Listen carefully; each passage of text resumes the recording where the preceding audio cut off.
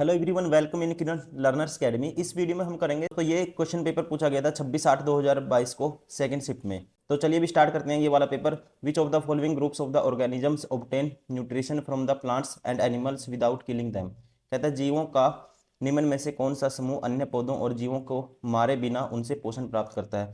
दोस्तों ये है लाइक, टेपवर्म, लीच, ठीक है, लीच और कस्कुटा।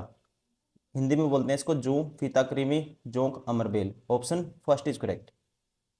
ये क्या करता है, पौधों को उनको किल किए बिना उनसे क्या करता है, न्यूट्रिशन प्राप्त करता है, न्यूट्रिशन गेन करता है। Option first is correct. Question number 2, if the substance accept oxygen during a reaction it is called. देखो, गेन ऑफ ऑक्सीजन क्या होता है, ऑक्सीडेशन होता है, ठीक है, और लूज ऑफ ऑक्सीजन रिडक्शन होता है, ठीक है। अब क्या किया है इसने, एक्सेप्ट ऑक्सीजन को रिएक्शन के अंदर क्या किया, एक्सेप्ट किया है, इसलिए इसको क्या कहेंगे, oxidized. Option third is correct. Question number 3, a ray of light is incident at a point M on a convex mirror of P, radius of curvature 20 centimeter, it is reflected back along the same path and the appears to come from the center of curvature following the new Cartesian symbol convention the PC will be. ठीक है, आपको बताना है एक प्रकाश किरण का एक 20 centimetre वक्रता त्रिज्या वाले उत्तल दर्पण के बिंदु एम पर आपतित होती है। यह समान पथ के अनुदिश वापस परावर्तित होती है और इसके वक्रता के अंदर सी से आती हुई प्रतीत होती है। नई कार्तिकीय चिन्ह परिपाटी का पालन करते हुए पीसी डैश होगा। तो पीसी क्या होगा दोस्तों, पीसी पोल से लेके सेंटर ऑफ कर्वेचर की दूरी ये क्या कहलाती है, इसे बोलते हैं रेडियस ऑफ कर्वेचर। ठीक है, क्या बोलते हैं, रेडियस ऑफ कर्वेचर। और कन्वेक्स लेंस के लिए क्या लेते हैं, रेडियस ऑफ कर्वेचर पॉजिटिव होता है, ये हो जाएगा +20 सेंटीमीटर। ऑप्शन कौन सा हो जाएगा, option third is correct. Question number 4, a 1 centimeter long object is placed at a distance of 12 centimeter on the principal axis of a convex lens of 8 centimeter focal length, the height of the resulting image will be. देखो, सबसे पहले आपको क्या बतानी है, the height of the resulting image, image की height बतानी है। तो दोस्तों ध्यान रखेंगे, एक रिजल्ट होता है इमेज की हाइट बटे में ऑब्जेक्ट की हाइट, डिवाइड बाय क्या होता है, किसकी बात हो रही है, कन्वेक्स लेंस की। कन्वेक्स लेंस के लिए ये होता है -v/u, ध्यान रखना आपको, ठीक है। इसकी वैल्यू आपको फाइंड आउट करनी है और ऑब्जेक्ट की हाइट तो आपको गिवन है, कितनी है, ये वैल्यू गिवन है 1 है। अब इसके लिए पहले मुझे निकालनी पड़ेगी, यू की वैल्यू गिवन है, ठीक है। Object is placed at a distance of 12 centimetre, you की वैल्यू क्या है, 12 है, ठीक है। वी की निकालनी है और एफ की वैल्यू है, फोकल लेंथ है, एफ की वैल्यू है एफ की वैल्यू है 8, एफ की वैल्यू क्या है 8। अब देखो, अब यहाँ से 1/v + 1/u क्या होता है, 1/f होता है, ठीक, मिरर फॉर्मूला, ठीक है। तो आप 1/v, v की तो निकालनी है, u ऑब्जेक्ट लेफ्ट साइड है, माइनस हो जाएगा, -1/u बराबर है 1/f। तो यहाँ से आपके पास क्या आएगा, 1/v मतलब कि 1/v और -1/u, u क्या हो जाएगा, नेगेटिव है, -1/12, ठीक है, u क्या है, नेगेटिव। ये किसके बराबर है, 1/8 के बराबर है, ठीक है। तो यहाँ से हमारे पास v की वैल्यू आ जाएगी, 1/v की वैल्यू आ जाएगी, ये प्लस होगा उस साइड जाके माइनस हो जाएगा, 1/8 -1/12। सारे का 12 और 8 का एलसीएम क्या होता है, 24 होता है, 8 या 24, 3 माइनस 12 दूनी 24, 1/24।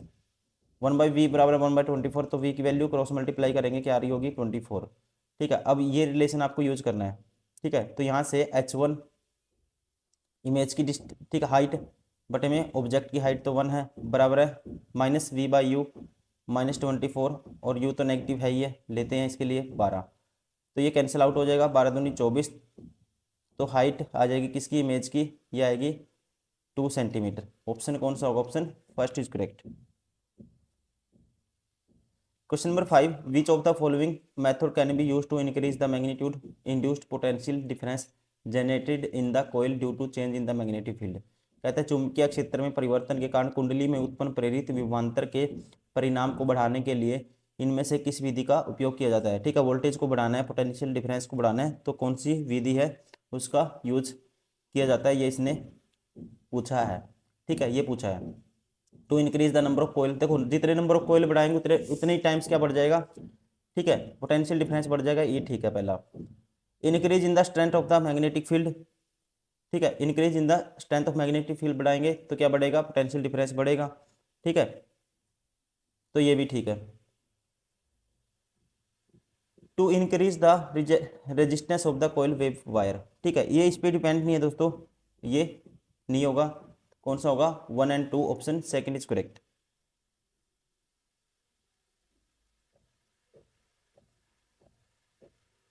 Question number 6, which of the following is a protein digest enzyme produce in the stomach, ठीक है। तो कौन सा है दोस्तों, pepsin, option third is correct. Protein digest enzyme कौन सा होता है, पेप्सिन होता है, ठीक है। कहाँ पे स्टोर होता है ये, प्रोड्यूस कहाँ बनता है, स्टोमच के अंदर।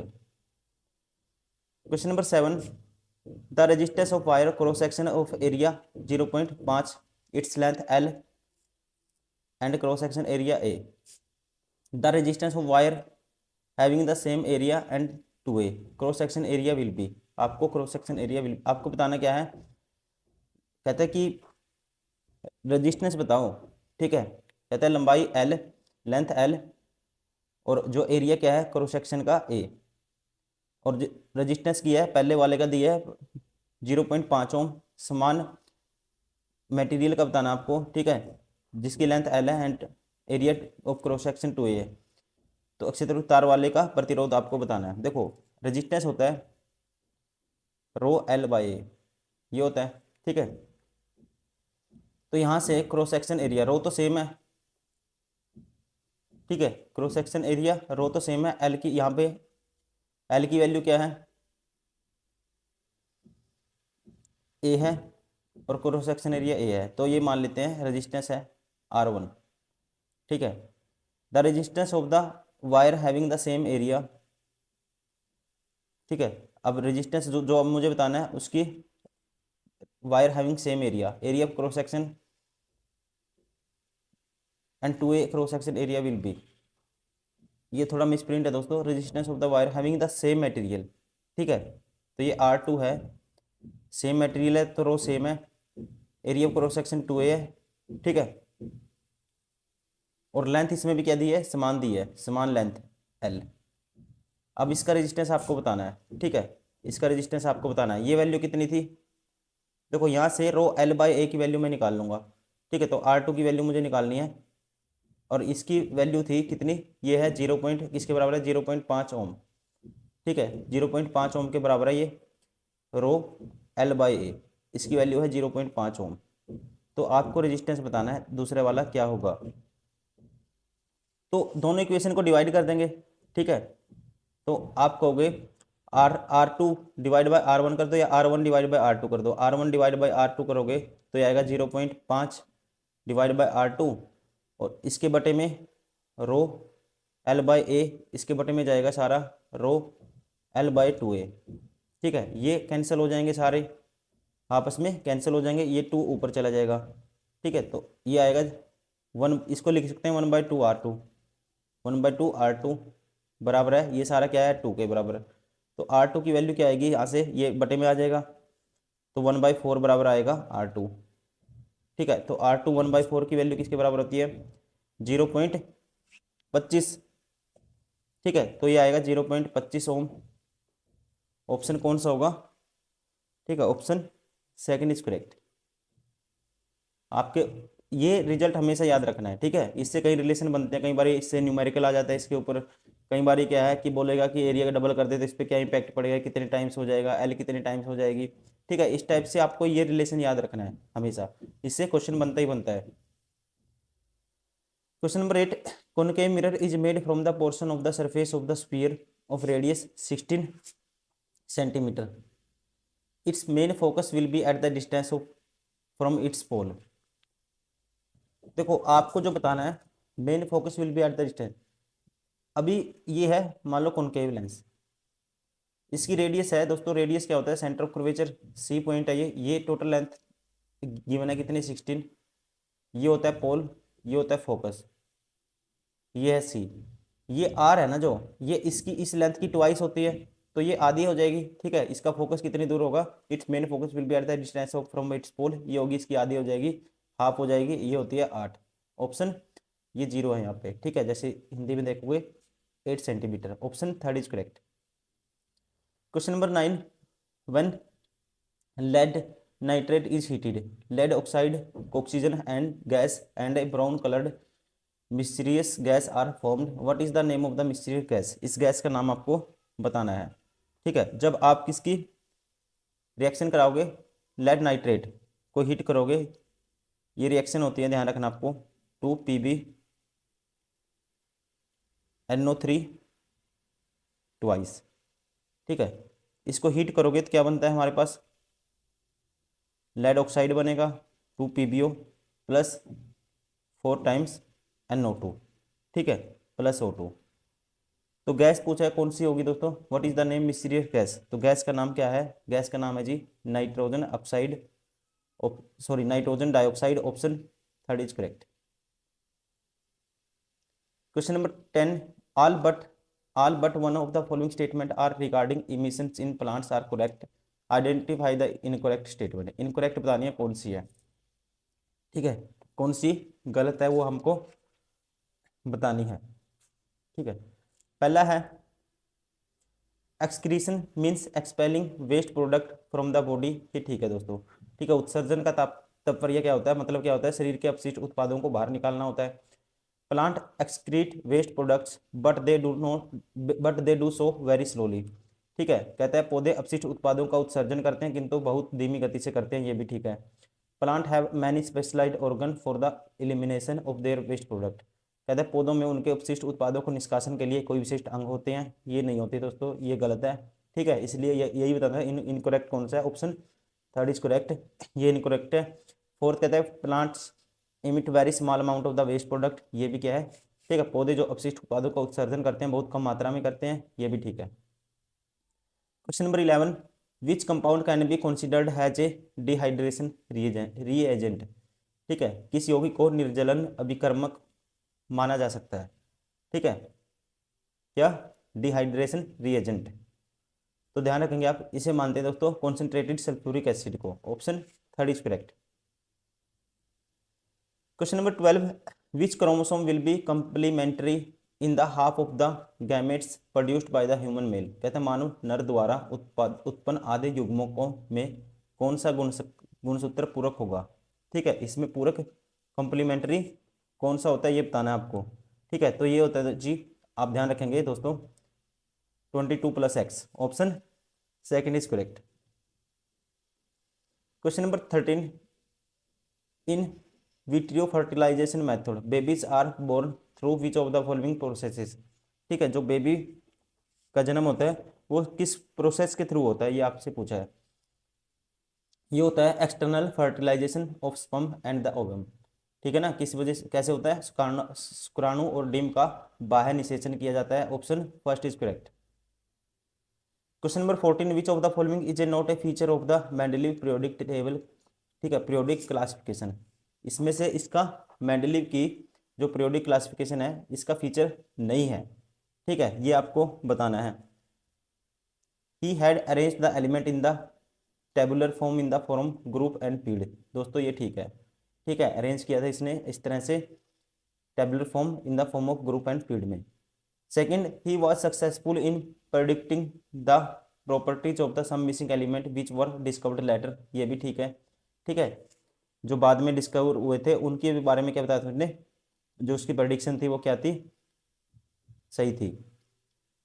थर्ड है, he arrange the element on the basis of the both physical and chemical properties, ये भी ठीक है दोस्तों। Correct position of the isotopes, ये गलत है। ठीक है, कहता है करेक्ट पोजीशन ऑफ आइसोटोप, ये गलत है, ये उसने नहीं बताया था।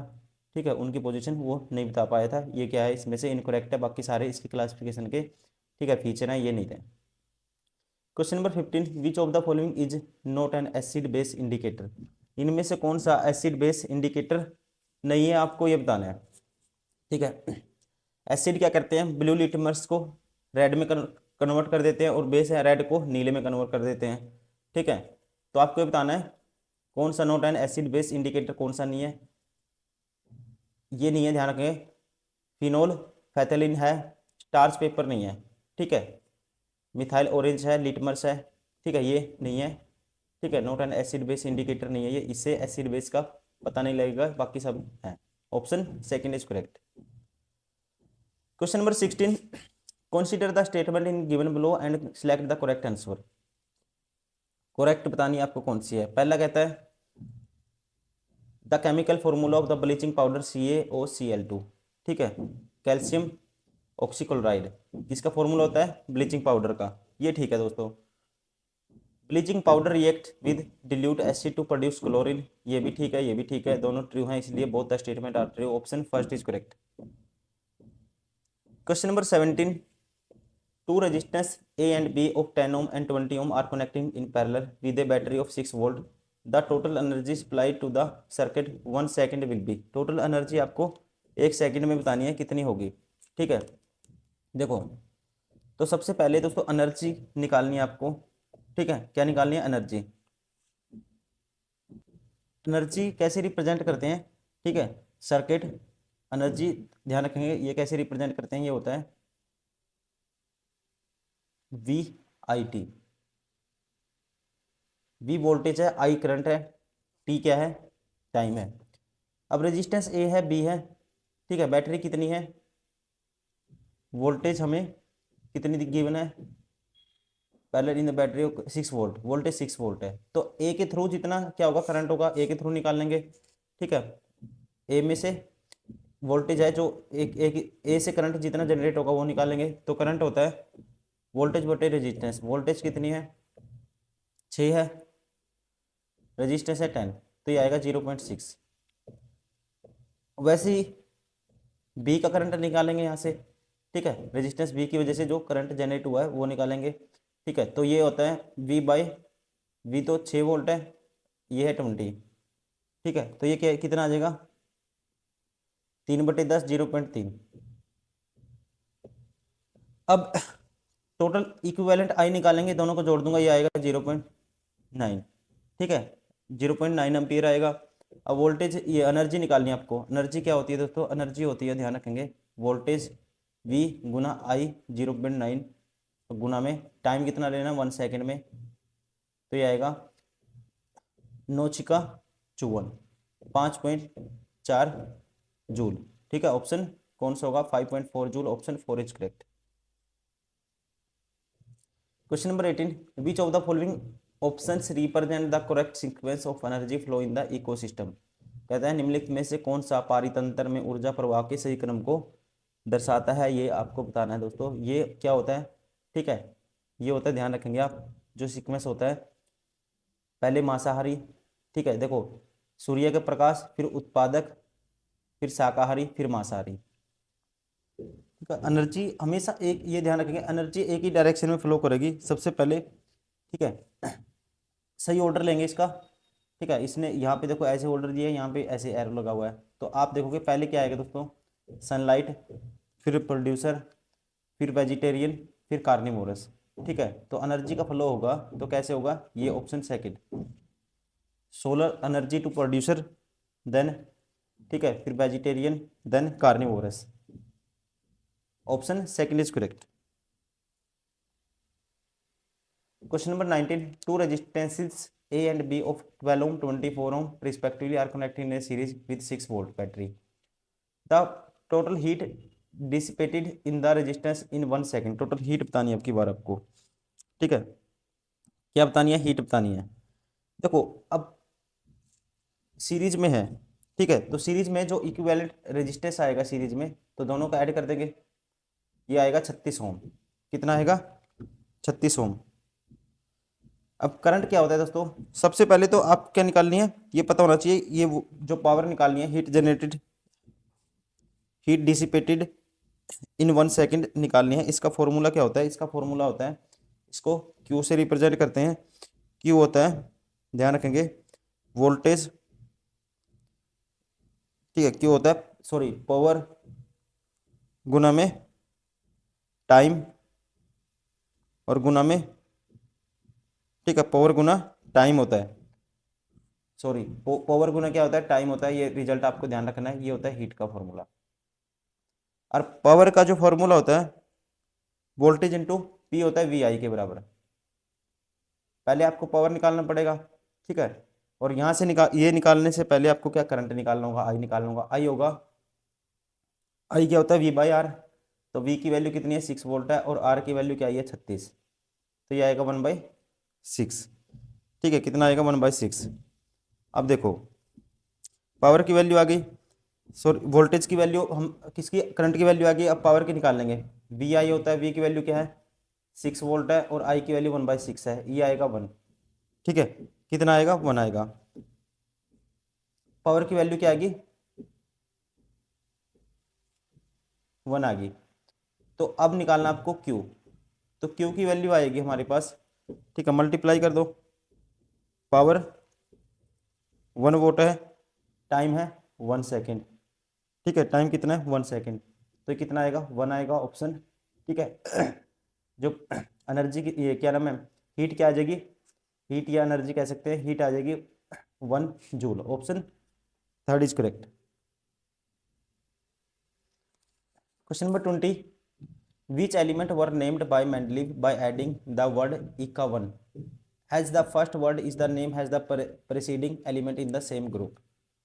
कहता है मेंडलीव द्वारा किन तत्वों का नामकरण उसी समूह में उनके पूर्ववर्ती तत्वों के नाम से पहले शब्द का एका एक लगाकर किया गया था। ठीक है, किसका जो नाम रखा था इसने वो कौन से थे, तो आप ध्यान रखेंगे दोस्तों, ये थे scandium, gallium and germanium, option first is correct. कौन सा होगा ऑप्शन फर्स्ट।